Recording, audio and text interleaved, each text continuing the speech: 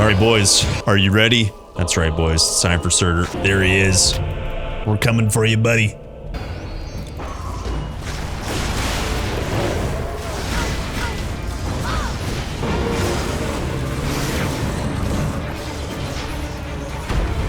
Don't get hit by the meatballs.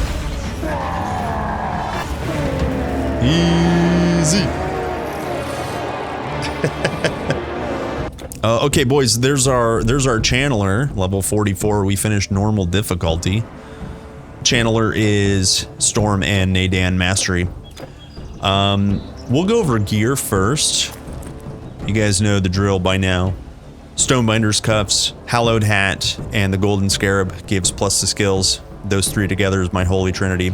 I'll quickly start with our Stonebinder's Cuffs. That's from Act 1. You kill Gorgons in the Labyrinth. This gives Ellie Res plus the skills, and you can see this rolled cold res as well. No suffix, feels bad. A good charm to put on there is Amun-Ra's Glory. You can see that gives a bunch of health and a bunch of energy.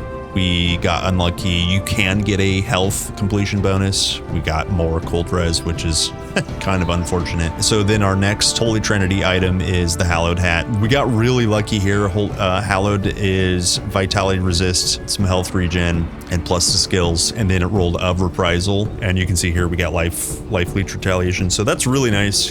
Being attacked in melee, we get some life back. That's pretty cool. Same deal here. We're just cranking our health. Put Amun-Ra's Glory here. The force completion bonus is vitality resistance. So just to cap our vit res, you can see over here we're at 80%. Basically from these two items. I think one other piece has some vit res on it, but yeah, we're capped just from that. So that's why on normal this is really good. This is just such an awesome piece. And then finally on your amulet, doesn't matter what amulet it is, as long as it can accept a charm. The Golden Scarab Force Completion bonus gives plus the skills. So currently we're at +3 to all skills. That's just really powerful on basically all builds. You don't have to play this way. This is just my favorite way to play. So moving on to rings, we have Static of Thunder.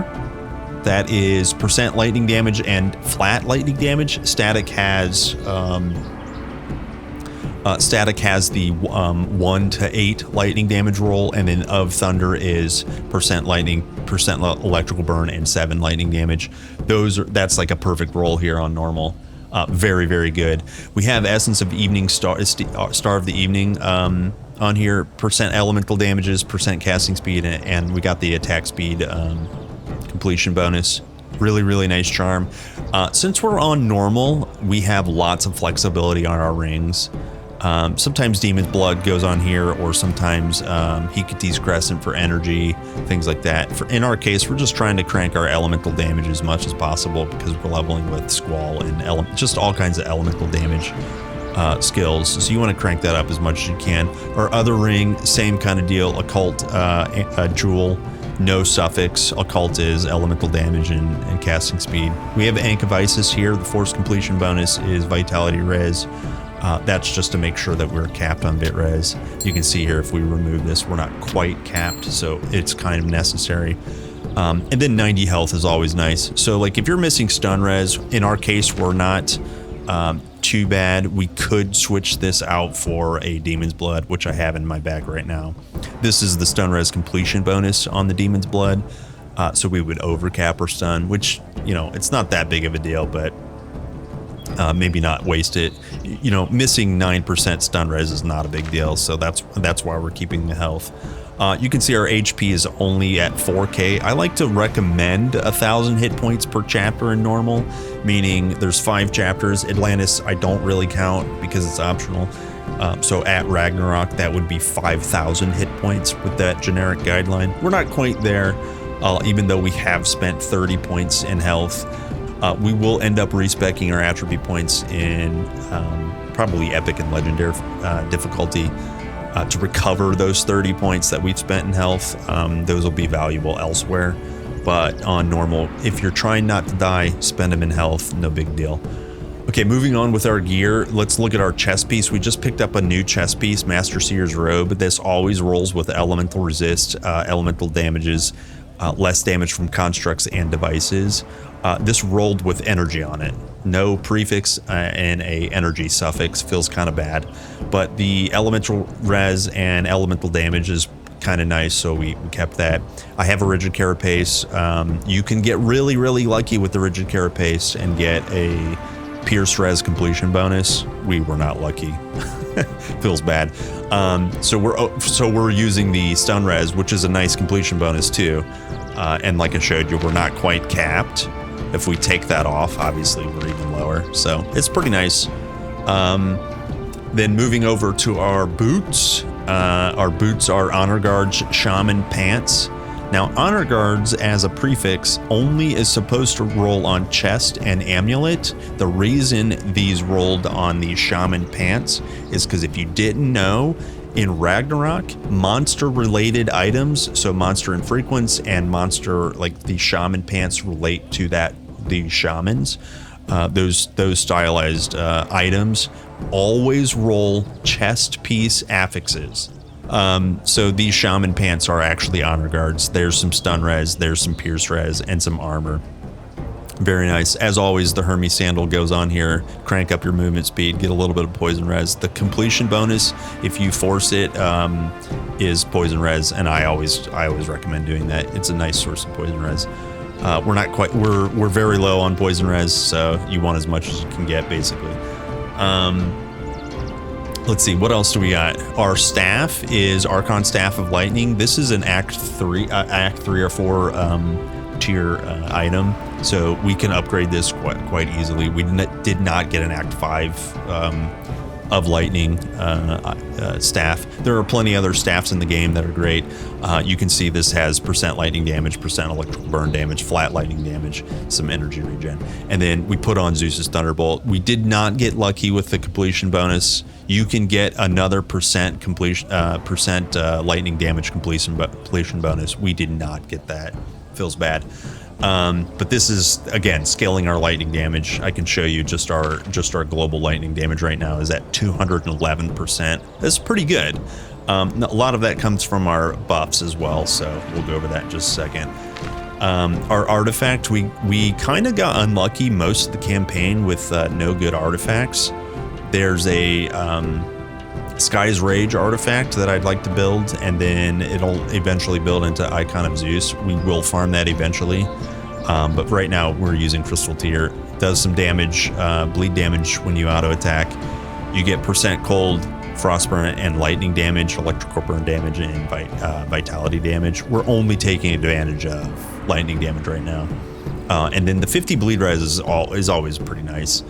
Even though people, typically say leave bleed res at 0, it's okay. And then we also got unlucky with the completion bonus here, 90 energy. It's like fine. So that's our gear. We do have some swap set up.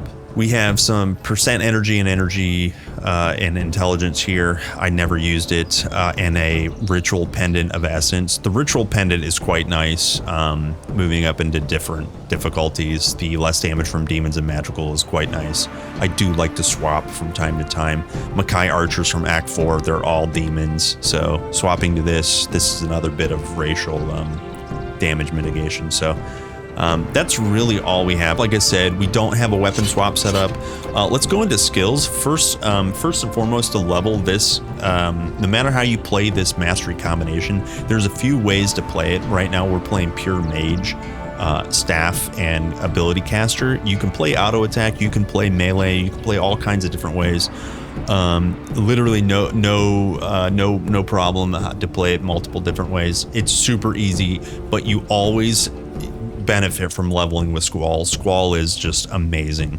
At 15 out of 12 skill points for 6-second duration in 11-meter radius, which is massive, by the way, you do, it says 94% chance of lightning damage. That's basically 100%. You put down a circle of lightning damage. So it does impaired aim, so the archers can't shoot straight. It does plenty of damage. And it has a 5-second cooldown, so you can just basically cast it. So it lasts for 6 seconds, which means the cooldown is always up. When you're ready to put one, the other one is up for 1 second. longer than the cooldown needs to be. So it's huge. And then the first and only node, reduce damage by 40% and reduce resistances by 40%. It's just massive. You can just level so easily with this skill, and that's indeed what we did. We always 1 point Storm Nimbus to get that first level taken care of. You know, you're adding some cold or lightning damage to your auto attack, and then you climb up for Squall. And then the next thing you want to really focus on is Static Charge, which is the second buff to Storm Nimbus. Static Charge just scales your global percent lightning damage. Remember, Squall is lightning damage, so adding basically 100% lightning damage is huge. We further after that, we climbed up to Wisp, and then his buff, the Eye of Storm buff from Wisp, right now at 11 out of 8. That gives 135% elemental damages, and basically he'll cast it while he's in combat 100% of the time. There's very little downtime on this, maybe just a second or so. So you also get lightning and cold res. This is just an amazing buff to get from your pet. So that was kind of our path. You can see we did 1 point Thunderball, we did 1 point Concussive Blast, we did 1 point Lightning Bolt, and we did 1 point Chain Lightning. These are nice spells to rotate while you're waiting for mobs to die in your Squall. You don't have to wait for very long for them to die early on, but when it's time to shoot some other spells, you've got Lightning with Chain Lightning. You call down a big a lightning bolt, and then it chains to mobs. It's all lightning damage. We're scaling this quite high. Yeah, and then same thing here. This is a ball of thunder, does 44 to 71 lightning damage. It reduces defensive ability, so if you're playing melee, you know, you want to lead with that. And then the fragments, Concussive Blast, it spits out 3 to 5 fragments from the initial target. Those fragments do 24 to 54 lightning damage. Again, remember, we're scaling our elemental damage here, and we're scaling our lightning damage here. So this 50 points of damage gets multiplied by basically 200%. I think we're at 300% with the buff up. So it's 336 is our buff. So that's huge. Another thing that's really nice in Storm is at least 1 pointing Storm Surge. This is a buff you put on yourself, and when you get hit while this buff is up, you activate a giant spell that hits for 44 cold and 66 lightning damage. Now, this is not retaliation. Retaliation only happens on AoE melee attacks. This happens from anything. And then also, because it's not retaliation, this can be multiplied by any elemental scalars. Intelligence, elemental damage, lightning, and cold damage. So this gets scaled also by your elemental buff. So it's huge. It's very, very nice. That's the principle of Storm right now. We're just going to continue to invest points in our current setup. So like, we'll make Lightning Bolt stronger. We'll make Arc Discharge. I should talk about this. Arc Discharge is a nice like AoE ability from your Wisp. As long as he's around 2 to 3 plus mobs, he will do a huge AoE Arc Discharge of up to 192 lightning damage. And one thing I should mention, he needs to be level 5. The tooltip says enhances the Wisp's Thunderclap ability. He gets Thunderclap by being level 5, so you do have to invest points into him. But this thing is amazing. You don't need pet gear for this to be strong, because remember, he benefits from his own buff. So he's scaling that damage himself by 135%. So it's just massive. And then finally, there's a few other things to talk about. Spellbreaker removes debuffs from your character. If you're bleeding, if you're on fire, you can remove that by spellbreaking yourself. You can also remove thorns from Typhon with Spellbreaker, and then the add-on that you can drain energy and also apply skill disruption. So like if you're spellbreaking on pull, like the Draconians from Act 3, they can't immediately put on their Reflect Orb. If their Reflect Orb is on, you can also just dispel it. So That's a really nice one pointer. Both skills is really good. And then finally, we will scale Freezing Blast. You don't need to go crazy with it early, but Freezing Blast, if you're fighting, let's say Makai archers are chasing, Makai wardens are chasing you, with their spears, or even the ancient Dragonians, right? You want to freeze them because they charge in after you. This is a really, really good spell. Now you can see it does give them 66% damage absorption, so they take, while they're frozen, they take less damage. However, it's a CC ability. It's supposed to help you get set up as a mage. You're kind of frequently running, you're kind of kiting a little bit, so you can catch up on your rotation, that kind of thing. So it's really, really good. Basically what happens is the radius gets larger. You can freeze larger and larger packs of mobs the more points you put into it. Let's move on to Naan. I'm sorry, one last thing we should talk about Energy Shield. This is lightning and cold absorption. 1 point wonder, it's massive. You can also put a point in reflection. While you have this active, you have a 25% chance of reflecting 50% damage. It's great. I haven't picked it up. I was just hoarding skill points basically. Okay, now we can move over to Naan Mastery. Naan is going to be very supportive in this case. We will do damage with Shen Pao. We'll talk about that in just a minute. And we will do damage with a weaker chakra buff. But from leveling standpoint, we wanted to just focus on consequences. This is whenever you deal damage or apply an ability to a mob, they have a chance to be reduced. Their resistances be reduced. So this is massive. We leveled with Squall, we leveled with consequences. It just was like massively reduction to resistance. So very, very powerful. Keeps making your damage super, super strong. You want to pick this up ASAP. And then for our single target, this is very, very worth picking up early on as you can. This is called Hangds Favor. It's an auto attack replacer. Every other attack, see how it has one charge level? So you hit once, that's your charge. Then your second hit does what says on the tooltip. It increases total damage from your staff by 80%. And then that projectile also has 50% chance of 138 to 207 additional lightning damage. So remember, we're scaling our lightning damage percentage as much as we can, and then also Huangdi does lightning damage. So back to Storm Mastery real quick. Lightning Dash, it has a chance of 200% total damage. Now, right below that, you always do 20 lightning damage, and then you charge to the target. This is also a very good left-click replacer. I would recommend it for a melee or a thrown weapon channeler.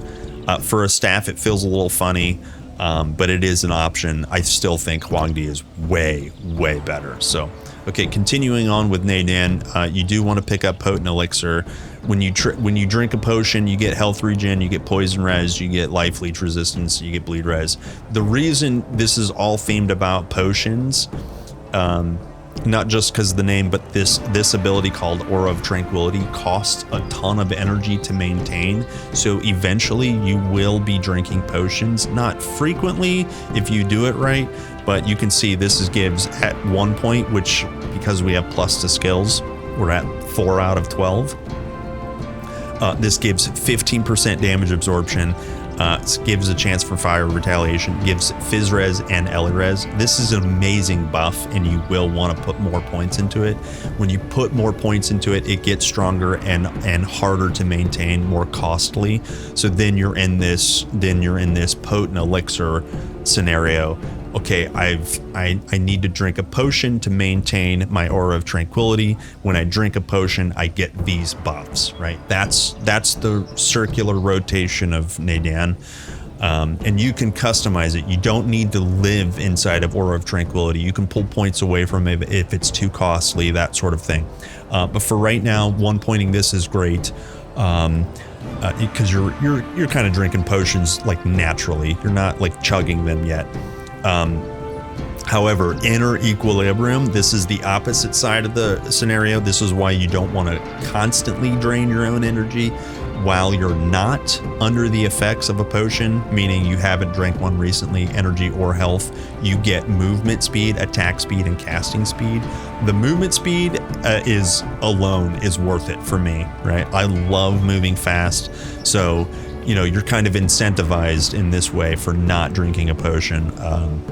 Okay, so that's inner equilibrium. We have that max. It's very important. It's amazing. And then moving up the tree, we did pick up Shen Pao. We only have 1 point. The skill says chance for one of the following means it will be either a firebomb, a cold bomb, or a lightning bomb. Everything else is always applied. 6% reduction to enemy health, chance of impaired aim, and slow movement speed. We're aiming for that lightning bomb every time. I you know, you can't guarantee it, but the lightning bomb hits really hard because that's what we're scaling the most. So, and then everything else we've just been investing in climbing the bar. The next thing we really want to pick up is something called Weakest Chakra. This is a damage cooldown. It costs energy, you know, a flat energy cost, and for 20 seconds in a 6-meter radius, you reduce resistances and you reduce damage of monsters by 5%. That's at 1 point. It gets really, really big. And then you also add 19 vitality damage and a third of a second of petrify every time you auto attack. The vitality scales, the reduction to damage scales, and the reduction to resistance scales. So we're going to crank this out, and that'll help us be a lot stronger in single target, because that's currently where we're weak. And then we're also going to pick up spreading influence. That means your projectiles from Hangdi. In this case, it uses the projectiles, the radius. If you're melee, it uses the arc. You can see how it says 7 arc of attack, or 0.5 meter radius. Your projectile gets larger, and then you'll also do more damage to humankind. So in that case, you'll effectively be able to cleave. You'll hit multi-targets with Hangdi. So again, our single target gets bigger and better, and we hit multiple people with our staff attacks. So that's very nice. We will also pick up Dragon's Flame, and we'll pick up Dragon's Breath. This is 40 flat elemental damage when you breathe. And then Dragon's Flame does poison damage, burn damage, and chance of fear or confusion. And then you also have a chance of fumble attacks. Fumble is the version. So impaired aim means you can't shoot. Fumble means you can't hit with melee. So fumble's really good when you get mobs, you know, trying to melee attack you. You Dragon Breath them. So we'll pick this up later. We also will pick at least 1 point Convergence. When you drink potions, you have a chance to get a free use of Potion of Ambrosia, Evasion, Jade Emperor's Resolve, Life Training, Service, and Speed. Those are all very helpful Eternal Embers potions that you have a chance to just pop whenever you drink a health or energy potion. So that's very nice. And then also we will pick up Echoes of the Ancestors. This is when you kill a mob with Shen Pao, cold, fire, or lightning will pop in an AoE, so it's just even more damage. And that'll basically be our build. We won't pick up the Terracotta Soldiers. These are pets. This build is fine if you want to force it into a pet, but I don't recommend a channeler to do so. And then also Chi realignment, we're not going to pick that up. This is all about energy leech and energy drain. It tries to help you with that energy problem. That can be solved in other ways, but this is a good thing to play with, like with Dream Mastery or some other mastery that can play into the energy drain.